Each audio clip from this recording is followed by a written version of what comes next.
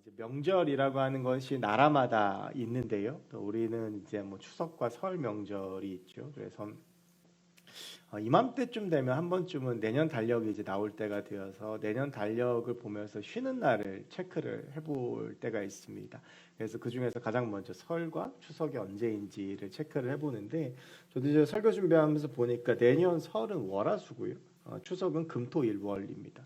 나름대로 선방한 것 같습니다. 그죠? 제가 예전에 명절 연휴 중에서 제일 싫어했던 게 토일월이었거든요. 저 원래 월요일에 쉬잖아요. 그래서 토일월 그러면 저는 연휴나 뭐 평소 때나 별 차이가 없어가지고 별로 안 좋아했었는데, 근데 대체공휴일이라는 게 생겼죠. 여러 명절들이 있는데 특히 미국에는 이제 추수감사절, 우리가 땡스기빙 데이라고 하는 추수감사절이 가장 큰 명절입니다. 그리고 이제 이런 명절들이 유대인들에게도 있었는데, 유대인들에게 명절들이 굉장히 많았어요. 근데 그 중에서도 유대인들에게는 가장 큰 명절 세 가지가 있습니다. 그걸 이제 이스라엘의 3대 절기 혹은 3대 명절이라고 하는데요. 하나가 여러분들 잘 아시는 유월절입니다. 이 유월절은 유대인한테는 가장 큰 명절입니다. 유월절이 되면 모든 유대인들이 다 예루살렘으로 모이죠. 예수님께서 십자가에서 달려 돌아가실 때가 바로 유월절 기간이었습니다. 사람들이 가장 많이 모였을 때, 가장 선전 효과가 좋을 때 예수님을 십자가에서 죽이면서 유대인들과 또 로마의 정치 세력들이 얻고자 하는 바를 얻기 위해서 예수님을 죽이게 되었지요. 그래서 이제 사도행전 12장에 보면 그 헤롯도 베드로를 죽이려고 하는데 바로 죽이지 않고 유월절까지 기다립니다. 왜냐하면 유월절이 되면 모든 유대인들이 예루살렘으로 모여들기 때문에 무언가 정치적인 목적을 행하기에는 굉장히 좋은 시기이기 때문에 그렇습니다.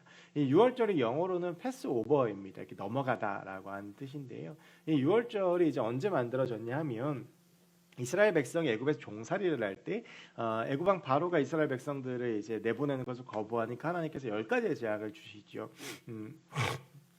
나의 강물이 피로 변하는 것부터 시작해서 쭉 이제 10가지의 재앙을 주시고, 이제 흑암이 온 땅을 덮고 이제 그런 재앙이 9가지까지 오게 됩니다.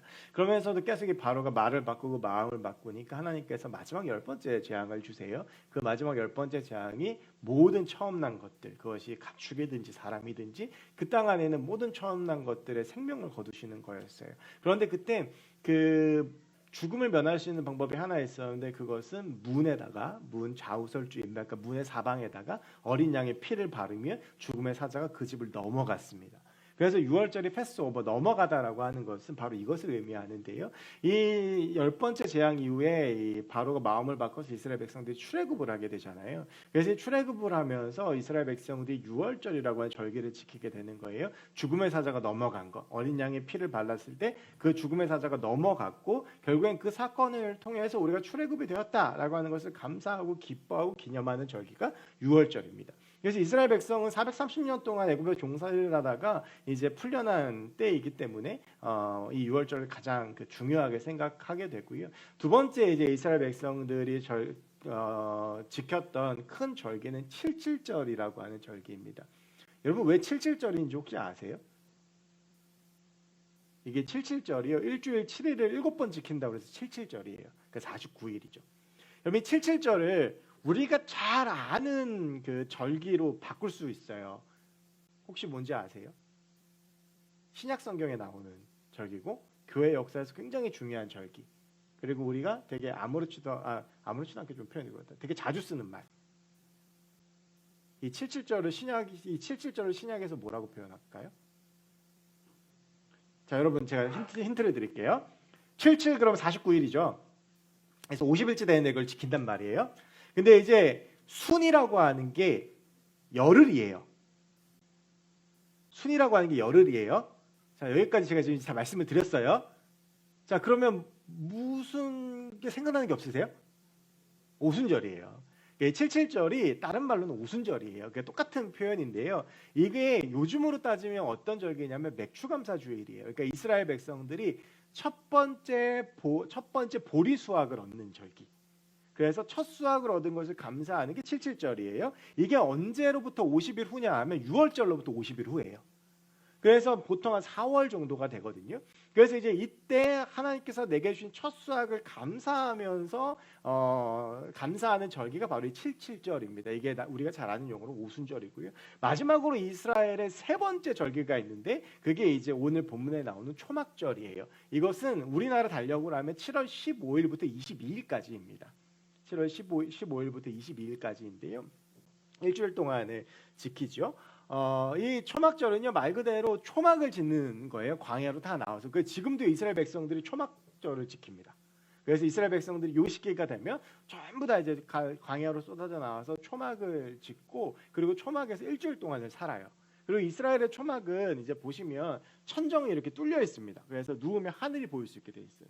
그래서 그 하늘을 보면서 이제 하나님을 생각하고 또 하는 절기가 이 초막절이거든요. 그래서 일주일 동안을 지키는데 이게 초막절 혹은 장막절이라고 이야기를 해요. 그래서 이스라엘의 절기가 3대 절기인데 이 3대 절기 중에서 오늘날의 추수감사절과 똑같은 감사 의미를 가지고 있는 절기가 있어요. 일단 유월절 아니겠죠? 유월절은 이제 뭐 추수하고 수확하는 것과 별로 상관이 없으니까. 칠칠절은 제가 아까 맥주감사주일이라고 비슷하다고 말씀드렸죠. 첫 번째 수확을 얻는 것이라고 했으니까. 그럼 바로 이 초막절이겠죠. 그러면 초막절은 우리가 한 해의 추수를 감사한 추수감사절하고 연결이 되어져 있는가? 이것은 출애굽기에서 나오는 이 초막절 전에 하나님께서 최초의 이스라엘 백성들에게 주셨던 이 절기의 명칭을 보아야지 알 수가 있어요. 출애굽기 23장 16절을 보면 이렇게 되어져 있어요. 맥추절을 지키라. 이건 77절이에요. 맥추절을 지키라. 이는 내가 수고하여 밭에 뿌린 것의 첫 열매를 거둠이라. 수장절을 지키라. 이는 내가 수고하여 이른 것을 연말에 밭에서부터 거두어 저장함이니라. 여러분 수장고라는 말 혹시 들어보셨는지 모르겠어요. 수장고라고 하는 것은 물건을 모아서 거두어 두는 창고라고 하는 뜻이에요. 그러니까 오늘날로 따지면 창고 같은 개념이죠. 그래서 수장절이라고 하는 것은 어떤 것들을 모아서 거두어서 모은 것을 감사하는 절기라고 하는 거예요. 근데 이 수장절이 바로 이 초막절이에요. 사람들이 이 한 해 수확을 해서 그것들을 저장하고 나서 뭘 했냐 하면 다 초막을 가지고 나와서 이제 일주일 동안을 지냈던 거예요. 그래서 처음에 수장절이었던 것이 이제 시간이 지나면서 초막절이라는 이름, 장막절이라는 이름으로 더 많이 이제 알려지게 된 것이죠. 말씀드렸지만 7월 15일부터 22일까지 사람들은 일주일 동안 그 전에 수확을 다 끝내고 한 해의 수확을 끝내고 감사하면서 7일 동안을 초막을 짓고 광야에서 광야 생활, 그러니까 이스라엘 백성들이 40년 동안 했던 광야 생활을 기억하고 그 가운데 역사의 하나님을 기억하면서 7일을 보내고 마지막 8일째에는 우리로 치면 부흥회 같은 수련의 마지막 집회 같은 그런 대각성 집회를 하고 나서 헤어지게 되는데요. 이 절기가 이제 바뀌어서 오늘날의 추수감사절로 지켜지고 있습니다. 그러니까 이 초막절, 장막절 혹은 이 수장절에 1년 동안 내게 주셨던 그 은혜들. 그러니까 77절에 첫 수확을 얻고 나서부터 약 3개월 후쯤에 이제 모든 것들을 다 거둬들이고 나서 그래서 여러분 아까 제가 말씀 읽었지만 출애굽기 23장 16절에 연말에 밭에서 거두어 저장합니다라고 했는데 이 연말은요 우리로 치는 지금이 연말을 말하는 게 아니라 모든 수확이 끝났을 때를 의미를 해요. The end 됐을 때. 그래서 그때 모든 것들을 다 거두어 들였을 때 그래서 감사했을 때 그러고 나서는 이제 쭉 있다가 초실절이라고 하는데 1월 달이 되면 이제 그때 이제 다시 파종을 해요. 그래서 한 6개월 동안은 이제 농사를 짓지 않죠. 그래서 이제 그때까지 이제 그 거두어 들인 걸 가지고 먹고 살게 되는데요. 그래서 그것들 감사하던 절기가 수장절 혹은 초막절이었던 거예요. 그게 이제 변형된 추수감사절이라고 하는데요. 여러분 제가 이 말씀드렸던 이 이스라엘의 3대 절기 오늘 추수감사절을 맞아서 특별히 초막절에 대해서 조금 보려고 하는데 이제 그 초막절에 대해서 보기 전에 이스라엘의 3대 절기에 대해서 함께 좀 볼 때 생각해 볼 점이 있어요. 이 3대 절기에는 공통점이 두 가지가 있어요. 유월절, 초막절, 칠칠절에는 공통점이 두 가지가 있는데 그중에 첫 번째는요. 감사와 관련돼 있다는 거예요. 그러니까 유월절은 이스라엘 백성들 출애굽시킨 것에 감사하는 것이고요. 칠칠절은 첫 수확을 주신 것에 감사하는 것이고 이 초막절은 그 하나님께서 주셨던 그 광야 생활을 기억하면서 1년 동안 내게 주셨던 그 수확에 감사하는 절기라고 하는 거예요. 그래서 이스라엘의 3대 절기는 모두가 다 감사하고 연결이 돼 있어요. 그리고 또 한 가지가 있는데요. 그것은 십계명하고 비슷해요. 여러분 출애굽기를 한번 잘 보시면 출애굽기의 흐름이 어떻게 되어져 있냐면 1장부터 20장까지 이스라엘 백성들이 출애굽하는 이야기가 나와요.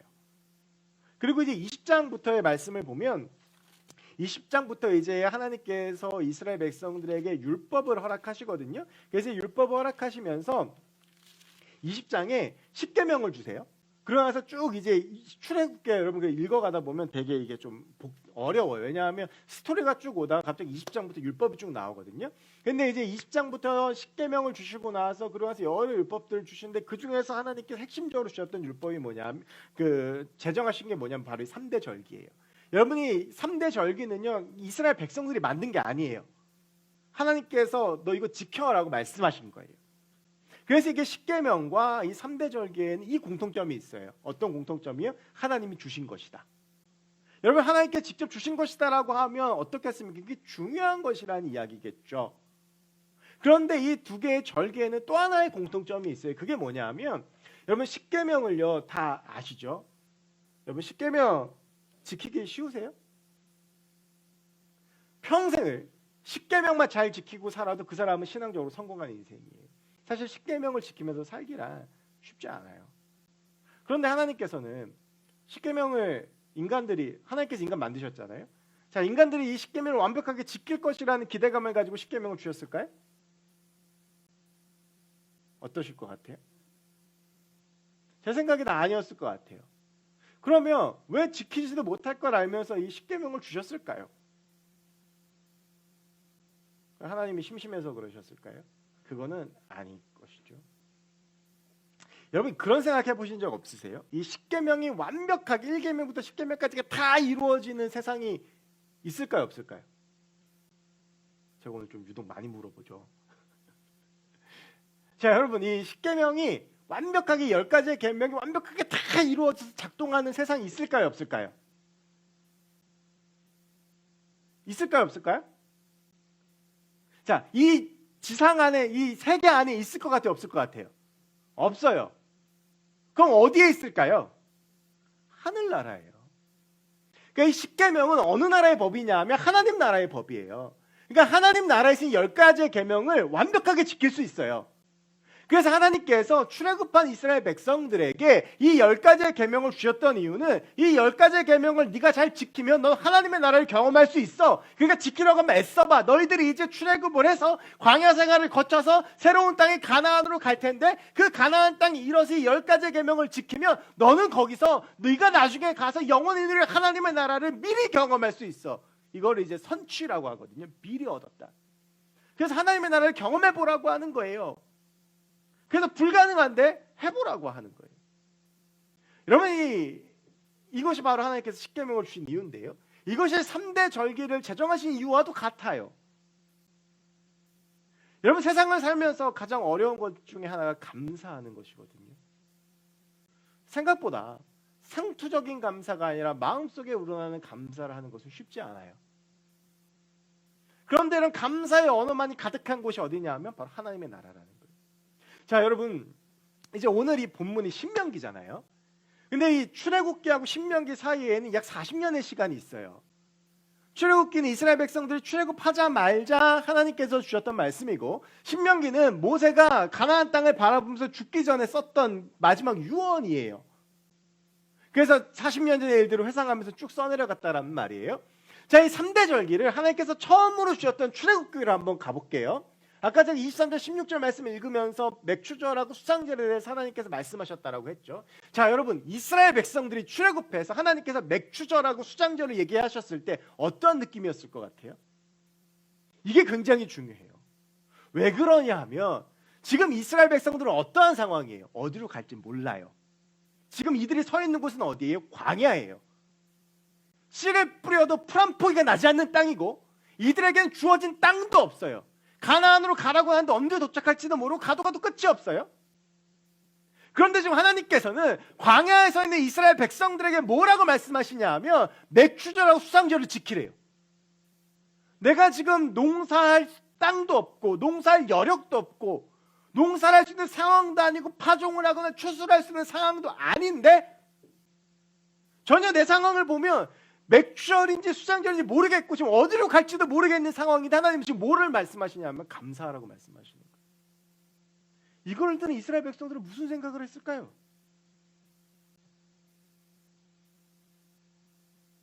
이런 하나님의 말씀을 들은 이스라엘 백성들은 마치 십계명을 처음 들었을 때 이스라엘 백성들의 마음과 비슷했을 거예요. 도대체 뭐가 있어야 감사를 할 거 아니에요. 씨를 뿌릴 수조차도 없는 땅에서 일어나지도 않은 일을 가정하면서 감사하라고 말씀하시는 그 하나님의 말씀이 말도 안 된다라고 생각했을 것 같아요. 여러분, 그런데 이런 이스라엘의 말씀이 어쩌면 감사라는 말을 들을 때 우리의 마음의 작용과 비슷할 것 같다라는 생각이 문득 들었습니다. 제가 이제 청년부와 같이 젊은 교구를 맡고 있는데 저희 젊은 교구에서 지난주에 감사 챌린지라는 걸 했어요. 이게 어떤 거냐면 밴드에다가 하루에 이제 감사의 주제가 있어요. 뭐 어떤 날은 이웃, 어떤 날은 교회, 뭐 이런 게 있어요. 그러고 나서 이제 그 각 주제들에 맞춰서 감사 제목 5가지를 적고 그 감사 제목에 맞는 감사 행동을 3가지를 적어요. 그렇게 해서 그걸 이제 매주 인증을 하는 건데, 매일 인증을 하는 건데요. 되게 좋은 것도 있더라고요. 교회에 대한 감사 그랬더니 그 어떤 우리 청년부를 졸업한 정말 안 그럴 것 같은 모 남자 형제께서 아침에 저한테 치킨 기프티콘을 보내셨어요. 그러면서 제가 3년 동안 목사님께 해드린 게 아무것도 없는 것 같다. 감사하다. 정말 그럴 거라고 생각 안 했던 친구인데 최근까지도 우리 쉐카이나에서 베이스 치고 그랬던 친구거든요. 몇 주 전에. 누군지 아시죠? 근데 이제 이걸 놓고 어떤 주제들이 딱딱딱 주어졌는데 그거에 대해서 상투적인 감사가 아니라 진짜 내가 뭔가에 감사한지를 5가지를 적으려고 하는데요. 여러분 그거 생각보다 쉽지 않아요. 제가 제일 힘들었던 게 금요일이었을 거예요. 감사의 주제가 환경이었어요. 환경.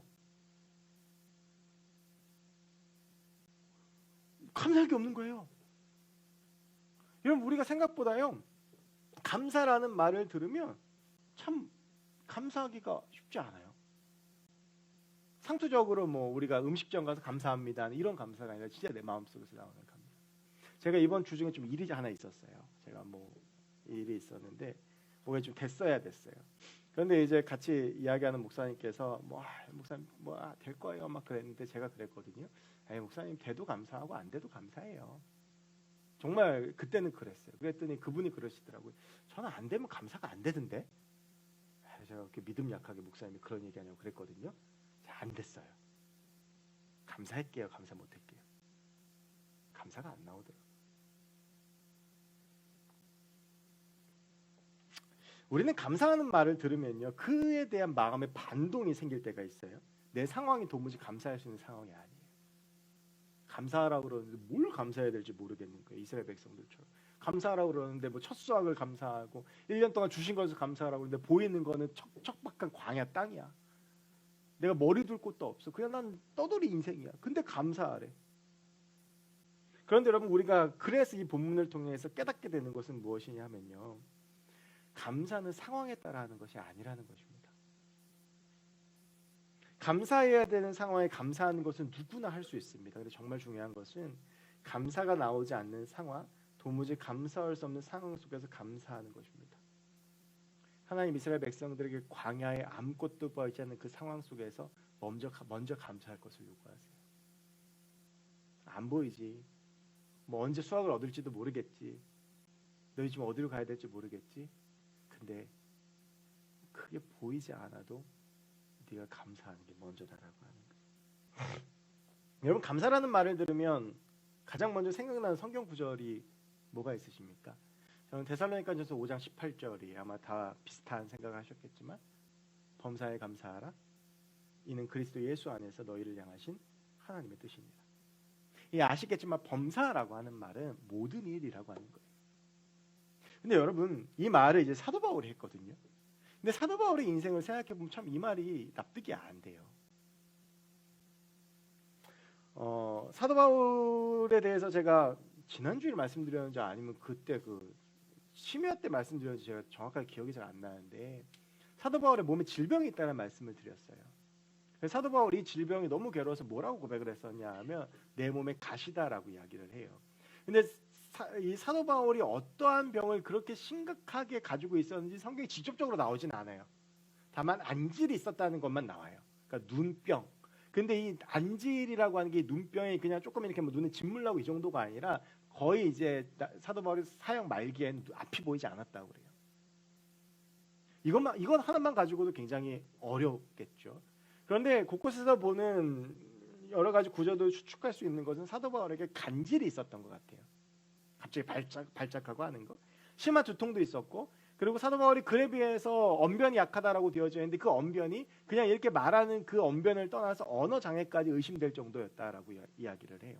그러니까 사도 바울은 종합병원이에요. 그런데 여러분, 제가 사도 바울의 입장에 하면 진짜 미치겠는 건 뭐냐면, 내가 기도하면 병든 사람이 나아요. 어느 정도냐면 사도 바울이 그 당시에 남자들이 이렇게 수건을 두르고 다녔거든요. 사도 바울이 둘렀던 수건을 가져다 병든 데 덮었더니 나아요. 근데 나는 안 나. 여러분, 이게 얼마나 약 오르는 상황이에요. 내가 기도해 주는 사람은 낫고 심지어는 내 앞치마를 가져다가 덮어도 낫는데 나는 하나님께 기도해도 안 나. 여러분, 이거 도저히 감사가 나오는 상황이 아니에요. 그 사도 바울에 대해서 우리가 이야기를 할 때 사도 바울이 40대에서 한 대 감한매를 3번 맞았다라는 거 기억하세요? 그렇게 생각하실 수 있어요. 야, 39대 맞을만 하지. 여러분, 그런데 이 당시를 보면 보통은 20대에서 다 죽어요. 그리고 25대면 거의 다 죽어요. 살아있는 사람도. 30대 이상을 맞은 사람이 잘 없어요. 그러니까 40대를 때려라는 건 사형 선고예요. 근데 여기서 한 대를 빼주잖아요. 이게 그냥 뭐 자비로워서 그런 게 아니라 한 대 빼는 의미가 그거래요. 너의 신이 정말 살아계시다면 그 신이 너를 구해줄 테니까 어디 한번 살아봐라. 그래서 그냥 형식적으로 한 대를 빼는 건데 사도 바울은 그걸 3번 맞고 살아난 거예요. 살아난 건 물론 감사하지만, 여러분, 사형 선고를 인생 살면서 3번이나 받고 매를 39대씩 3번을 맞으면, 그러니까 사도 바울이 몸에 병이 올 수밖에 없어요. 이 상황에서 뭘 감사할 수 있겠어요, 여러분? 잘 먹고 잘 살았던 사람이에요. 공부 많이 했던 사람이에요. 많은 것 가지고 있었던 사람이에요. 그런데 예수 그리스도 믿은 다음부터 그 모든 것들 다 잃어버렸고, 친구 다 잃어버렸고, 사형 선고 3번 받고 감옥에 갇히고, 심지어는 너무 맞아갖고 사람들이 죽은 줄 알고 내다버렸다가 살아난 적도 있고, 몸에 질병은 있고, 나는 곧 기도해주면 저 사람은 낫는데 나는 낫지 않는 그런 약 오르는 상황 속에서 사도 바울이 하는 말은 무엇이냐 하면, 그럼에도 모든 일에 감사라는 거예요. 여러분, 이것이 사도 바울의 사도 바울됨이고 이것이 사도 바울의 위대함이에요. 우리는 자꾸 감사 그러면 뭐에서 그 감사의 이유를 찾냐 하면 상황에서 찾아요.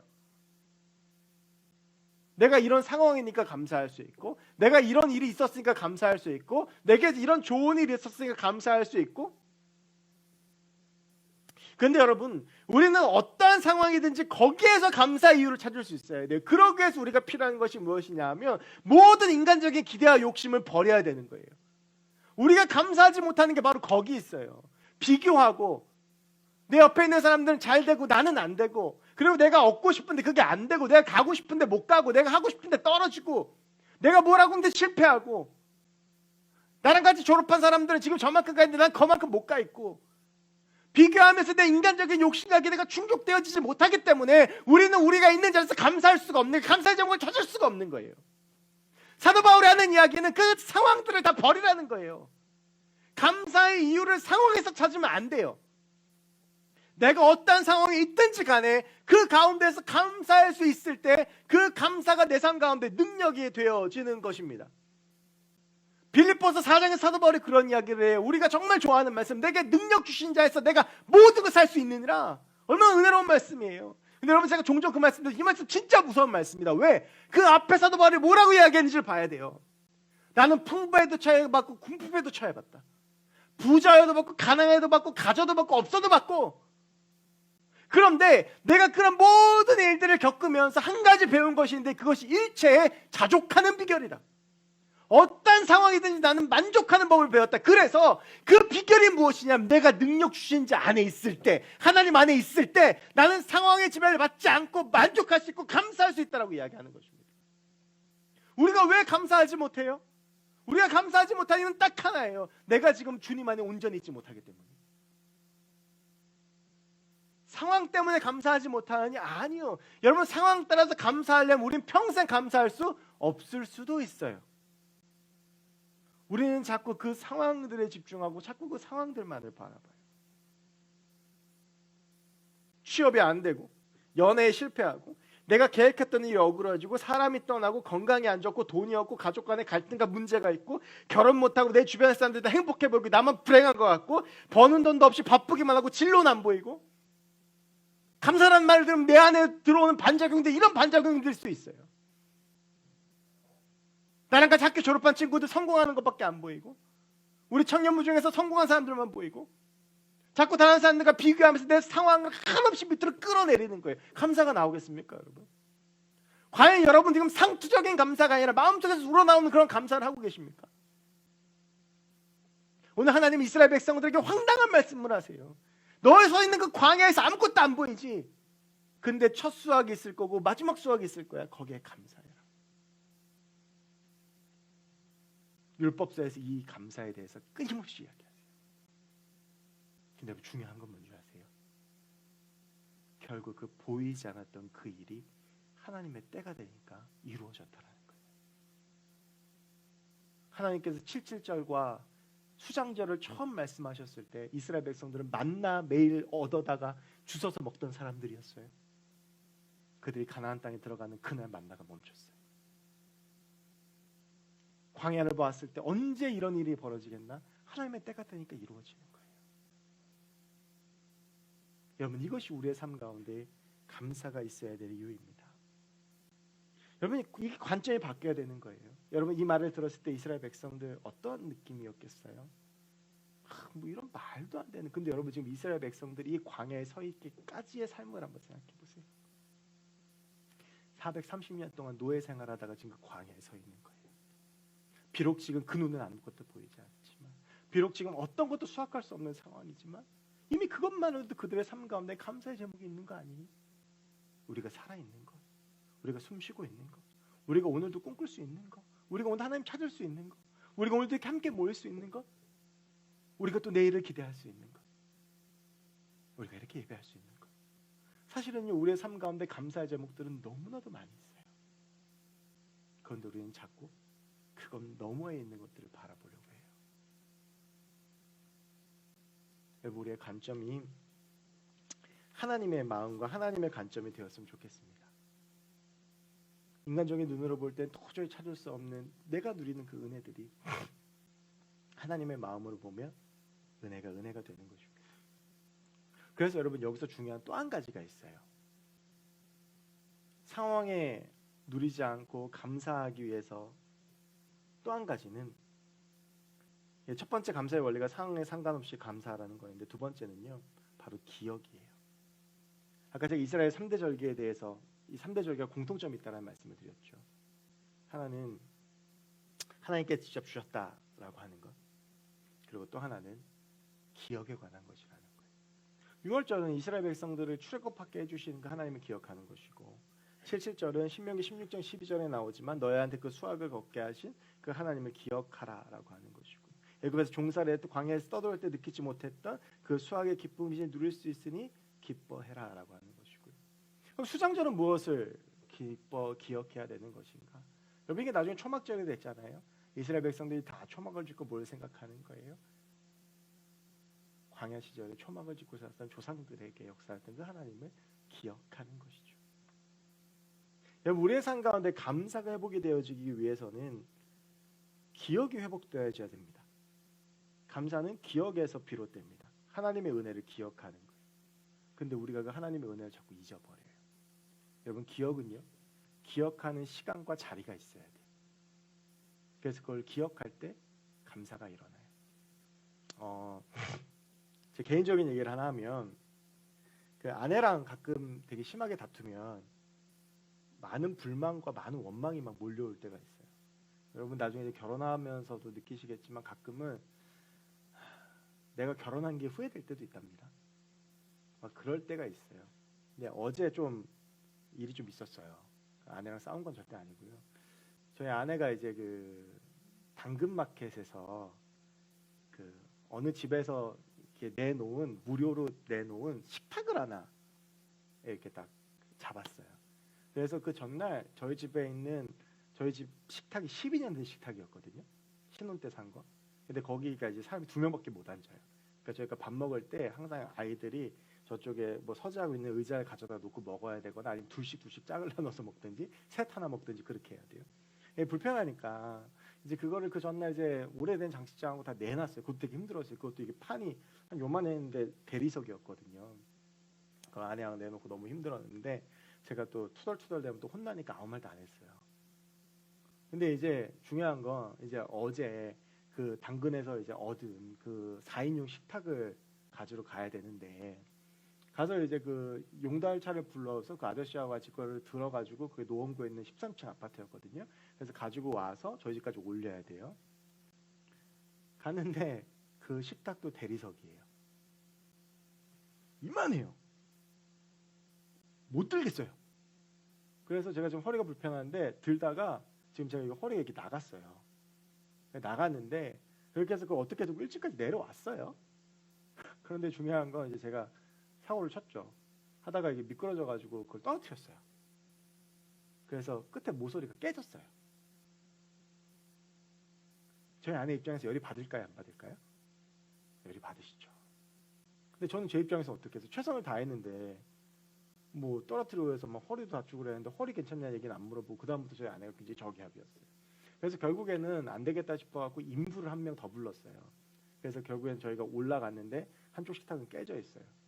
그러고 나서 이제 서로 말을 안 하고 묵상하는 시간을 좀 가졌죠. 뭘 묵상했겠어요? 저희 아내는 저에 대한 화를 묵상하고 저는 제 아내에 대한 화를 묵상했죠. 아니 어떻게 아무리 그 식탁이어도 나는 해보겠다고 했는데 그 허리가 다쳤는데 괜찮냐고 물어보지도 않고 막 그럴 수 있냐고 막 서운함과 막 그런 마음들이 막 몰려오는 거예요.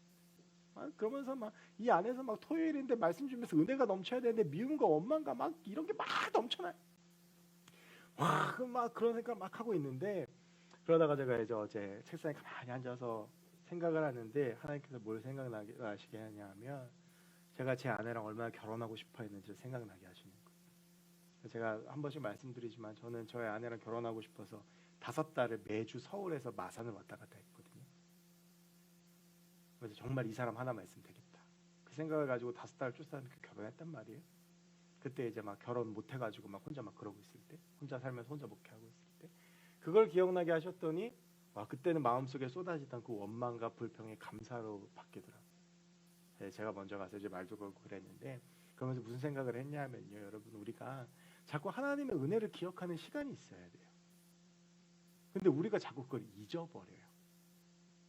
지금 내가 상황이 안 좋다고, 지금 내가 원하는 게 안 된다고, 지금 내가 여러 가지로 힘들다고 자꾸 우리는 하나님께서 내게 얼마나 많은 것들 주셨는지, 하나님께서 얼마나 사랑해 주셨는지 그걸 자꾸 잊어버려요.